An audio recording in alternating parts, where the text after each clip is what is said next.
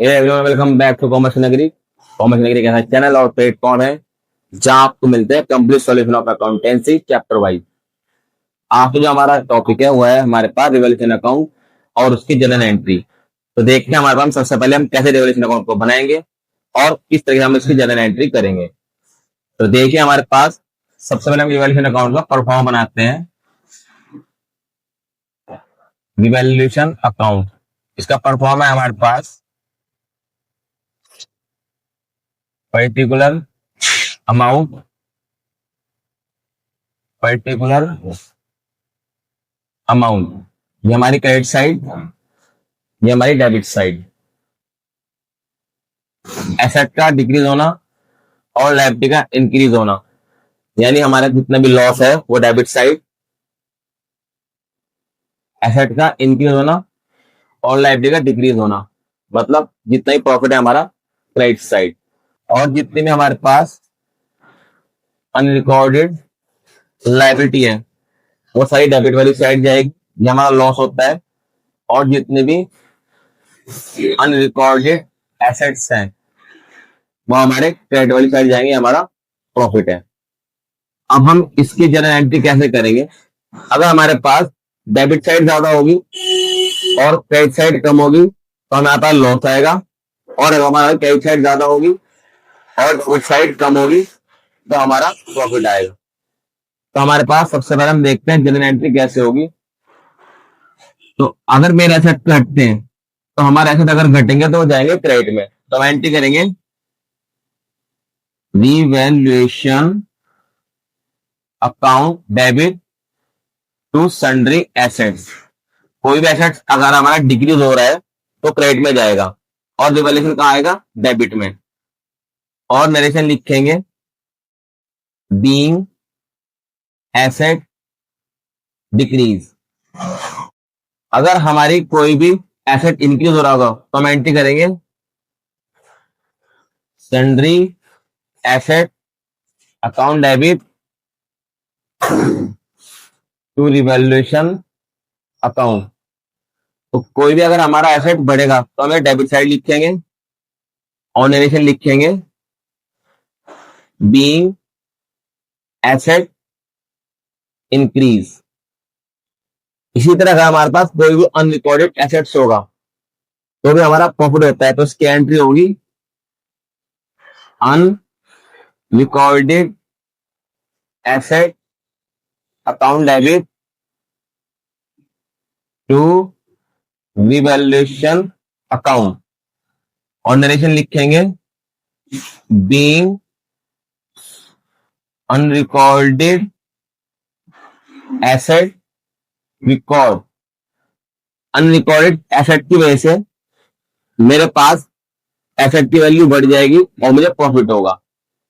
अब अगर हम इसे अकाउंट से बनाना चाहें तो हम इसे अकाउंट से बना सकते हैं। हमारे पास अगर हमारे एसेट बढ़ेंगे तो हम उसे क्रेडिट वाली साइड लिखते हैं।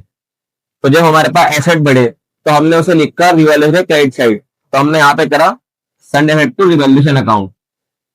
और अगर हमारा कोई एसेट डिक्रीज होता है तो हम उसे लिखते हैं डेबिट साइड, तो हमने यहाँ लिखा रिवैल्यूएशन को डेबिट में और एसेट को क्रेडिट में। कोई भी अनरिकॉर्डेड एसेट्स अगर होगा तो उसे हम लिखते हैं क्रेडिट वाली साइड, मतलब रिवैल्यूएशन क्रेडिट में आना चाहिए, तो हमने लिखा unrecorded asset account debit to revaluation account.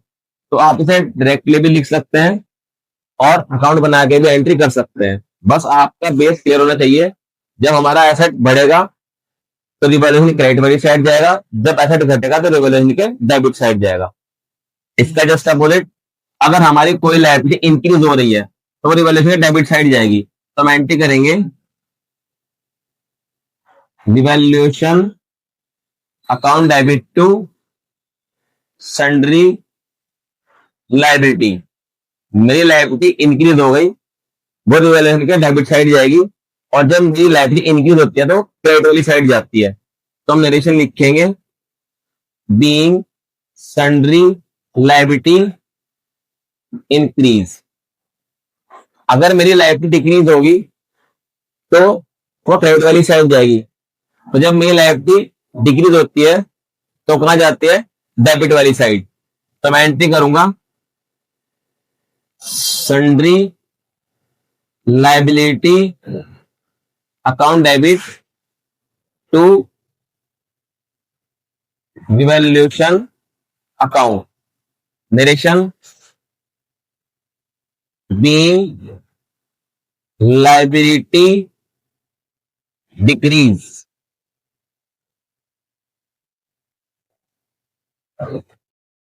उसके बाद कोई भी अनरिकॉर्डेड लाइबिलिटी होगी तो मैं लाइबिलिटी इंक्रीज करेगा तो मैं एंट्री करूंगा, हमारे रिवैल्यूएशन डेबिट वाली साइड जाएगा तो मैं एंट्री करूंगा रिवैल्यूएशन अकाउंट डेबिट अनरिकॉर्डेड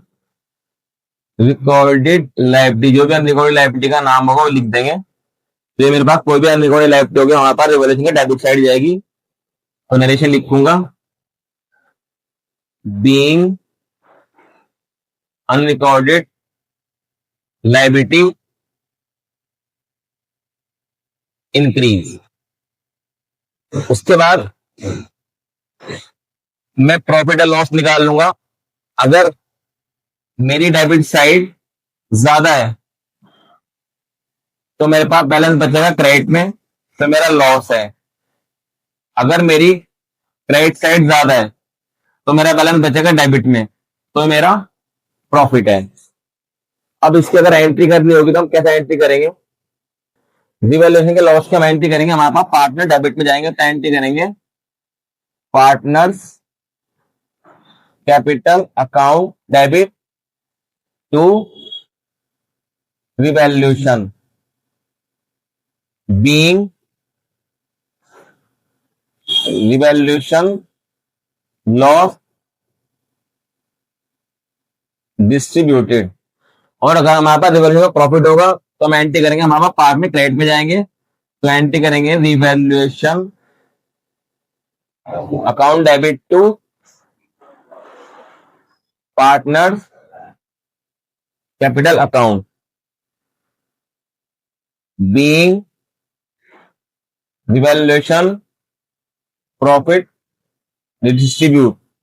तो अगर हमें डिस्ट्रीब्यूट करना होगा लॉस तो पार्टनर को डेबिट में रखना है, अगर डिस्ट्रीब्यूट करना होगा प्रॉफिट तो पार्टनर को क्रेडिट में रखना है। आई होप की वीडियो आपको अच्छी लगी और जितने भी कॉन्सेप्ट है आपको समझ में आ चुके होंगे।